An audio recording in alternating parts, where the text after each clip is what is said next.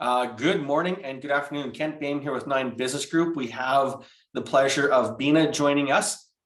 She is joining us on the Elevate Your Business chat group, talking all things business growth, mentorship. Bina Kamath, welcome. Please introduce yourself, your company, and what makes you guys unique and different. Okay, thanks, Kent. Thanks for the opportunity. I'm Bina Kamath. I'm the CEO and founder of Orion's Reach. Orion's Reach is a federal nonprofit focused on providing customized, all-encompassing, inclusive, and holistic mentorship programs. What makes us unique is that we match a mentee to multiple mentors to make sure mentees' needs are met, and it is all-encompassing, as in it's not exclusive to certain genders or to a demographic or to industry. So it's all inclusive, and our main goal is to help our mentee be successful in whatever the endeavor is. So that's it. I get this question: why did you call it Orion's Reach? Orion is the brightest constellation, and we want to help individuals sharpen or hone their skills so that they shine the brightest in their own skin. So that is where Orion's Reach, that's how we landed on Orion's Reach. Fantastic. So two-part question then. What is a good candidate for a mentee? What would be a good person out there if they saw this video, they could identify and say, I would like to learn more? And on the mentor side, if you're taking on new mentors, what would be a good mentor to adopt? And again, they see the video, I think I'd like to learn more about Orion's Reach and volunteer myself as a mentor. So the best way to reach us is, of course, checking out our website, orionsreach.com, and you can email us at info@orionsreach.com if you are looking for more information. And if you're thinking mentorship as a mentee, then it's very important to be introspective. Say, okay, where am I in my career path? Do I require guidance? I'm a little lost. I need some expert advice. And that's where we come in, because we get a lot of individuals that are new grads or you're still in university, and they are enrolled in a certain program but still struggling. I don't know if this is the right path for me, or I've done 2 degrees and I'm still lost. Or we have individuals who are in that mid-range. I'm kind of stuck in this job, I'm stuck in a rut, and I can't get out. And there are others who are like, I'm just having a difficult time at work, or I'm not growing and I want to grow. I don't know how to have those conversations. So it's one of the above or all of the above.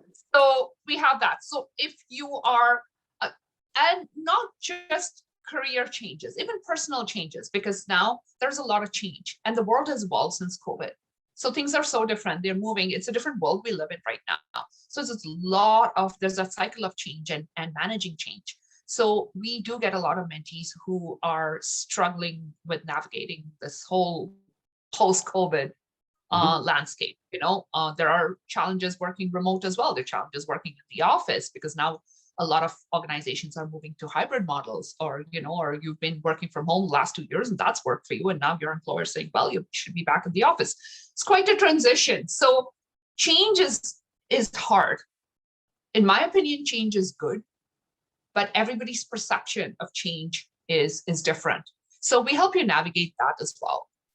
We help you, we provide you tools to deal with conflict, because conflict is inevitable. So we provide a lot of tools and resources that you can use in your professional and your personal lives. Doesn't matter what stage you are. Cool. And how about a mentor? What would make a good mentor for your organization? A mentor is, first of all, you are committed to giving your time to help another individual, because I find with the mentors we have are just amazing. But in my interaction with in my previous philanthropic commitments, our greatest struggle was getting a commitment of time, because people want to do it and the intention is good, but they can't always devote the time. So first of all, if you have the time, at least an hour a month per mentee, absolutely. you find that you have,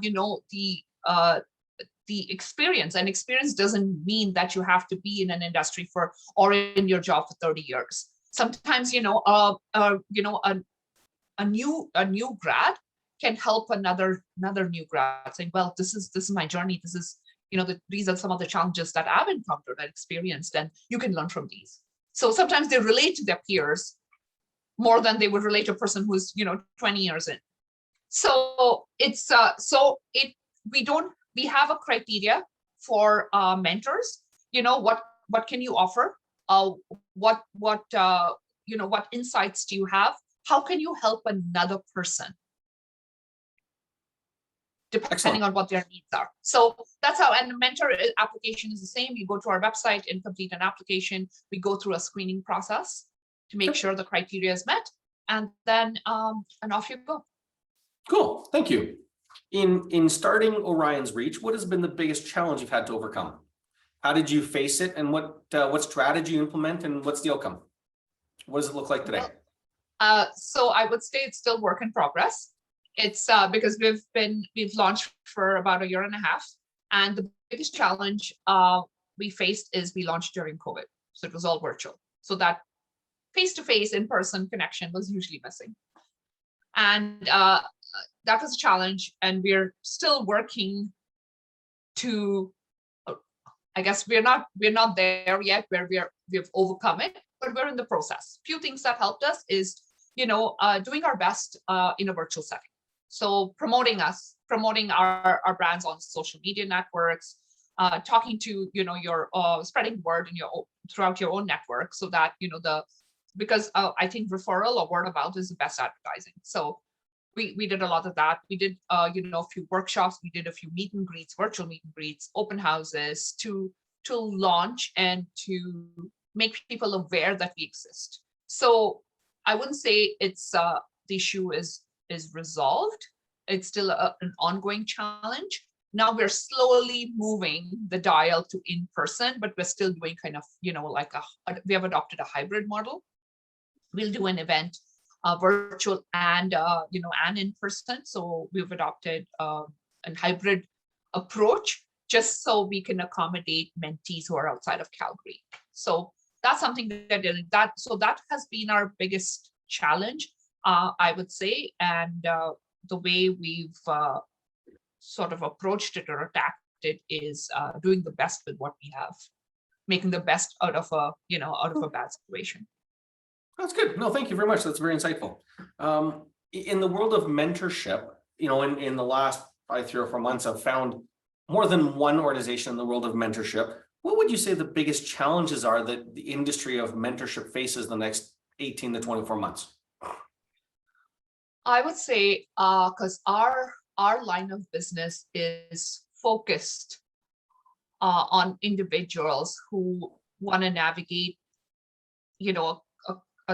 an environment of constant change, whether it be a change in your personal life, change in your work, change in and work is so broad. It could be a career transition, it could be work environment, new company, new culture, new team members, all of them. And when the unemployment rate in Canada is almost surpassing 1 million, I think one of the biggest challenges we'll face is gearing to provide the benefit to the individuals who are seeking mentorship. So just gearing up to support, that the group that really needs it. So I think that is the biggest challenge that we'll face. Also making sure that our mentors cohort can provide this benefit.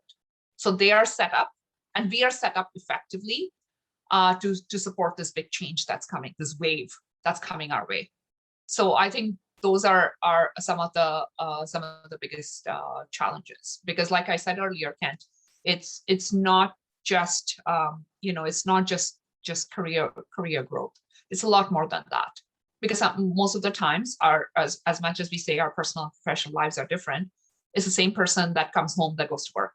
So and your families are very much intertwined with your work life. So it impacts the family. There's a bigger impact than people think about it. And I think that overcoming some of those psychological barriers has been really important or imperative in our mentorship approach. That's true. Yeah, there's a lot of change coming, and a friend I've been working with is in the robot business, but one of the things he talks about is the amount of change coming in the next 5 to 10 years with just the continued use of robots and artificial intelligence that are going to probably, in all likelihood, take away a lot of these other jobs, low income paying jobs, and that's going to have a whole nother impact on what we do with a good chunk of the labor force, whether it be truck drivers, retail salespeople, clerks at McDonald's, et cetera. These are all jobs that are probably going to disappear in the next 5 to 10 years. And so what do we do with these people? So it's going to be an interesting challenge for sure, let alone on the senior management side. Right, absolutely. And, and then that's something that we are experiencing in my current organization, where, we're using RPA. So that is robotics process automation for a lot of our processes to automate them to create efficiencies. And that's probably the biggest fear, am I going to be replaced? No, the answer is no, because you're still going to need people. It's just going to create different opportunities. And maybe this is going to be the push, Kent, that we all need to, upgrade your skills, to be more open-minded, to just probably look at the whole situation with a different lens. Very true. Different lens indeed. What does it mean? Fun question. What does it mean for Orion's Reach to be successful? So the question really is, what's your definition of a successful business? And is it different for a typical for-profit business than it would be for the definition for Orion's Reach to be successful? Yes, it is quite different. I think for a for-profit business, it's, am I making any money? So it is, that's pretty much the bottom line. What do I do to generate revenue so I'm not spending out of pocket? Because, for your business, for you to keep the lights on, there are certain bills you have to pay. Those are standing bills. It doesn't matter whether you're making money or not. That's similar in a nonprofit. In a nonprofit, I think, back to your original question, then I'll get to the successful one, is one of the other challenges that I face is, the funding is one of those funding, funding for the grants.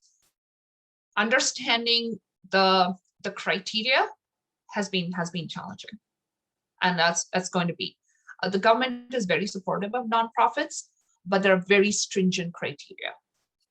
So, as much as you want to rely on them, you cannot put all your eggs in one basket. So getting back to the successful business, I think getting a good handle on how you can get these grants to support a nonprofit would be very, very useful. For me, when Orion's Reach becomes synonymous with mentorship, just like Google is to a search engine, that's how I would define success. When people think mentorship, they think Orion's Reach. That would be, and yes, and generating some revenue so I can put it back into the business and have some sophisticated virtual platforms, because one thing good that COVID has brought about is that it has broken down these geographical barriers. I have mentees joining even from the US. We have attendees joining us from all over the world, despite the time zones. So it's kind of brought the world closer. Yeah. And I like that. So we're never going to do all in person. It's definitely always going to be a hybrid approach. So for that, if we want to do a day-long forum, we cannot use Zoom or Teams. We have to have a sophisticated platform. That costs money. So a lot of the government grants are very, very stringent about how you can spend it. And not all are supportive about, spending it on a platform. So I want to, generate enough revenue so I can put it back into the business and grow it. And for me, success is just not about me and my business. It's also about all my volunteers, including my mentors, that, that they get the limelight and they can use their experience with Orion's Reach to benefit them. That would, to me, would be success. No, it's well said. Very well said. One last question for you. What do you want to be known for? I want to be known as the change maker, as a positive, influencer. So that's what I want to be known as. That I works for think, me. and through mentorship. Yeah. So a change maker with a tool of mentorship for both mentees and mentors. That's right. Do you have Yeah. a number? Do you have a number of people you want to help, whether it be the number of mentors, the number of mentees that you want to service, help, influence over the next 5 or 10 years? Yes. The number of mentees that I would like to help is about 1,000. It's being really ambitious, but I do. My ultimate aim, Kent, is to be able to provide this absolutely free of cost to remote and rural areas, because there's so much talent there and it's untapped because people don't know what they don't know. Very true. Very true. A lot of great business owners, a lot of great employers, and a lot of great employees in many parts of rural Alberta, rural Canada, Yes. rural United States that can add value both as a mentee, but also as a mentor, because they have great experience and knowledge and they're quote unquote landlocked, or have been until now. Right. So that's what I want to do. And that's why it's important for me to generate this revenue so I can provide that support. And then we're set up to provide that support. Cool. Well, you've been an absolutely great guest. Thank you very much for your time, Mina. Keep up the amazing work and enjoy a great long weekend. Yes, you as well. And thanks for having me again. You're welcome.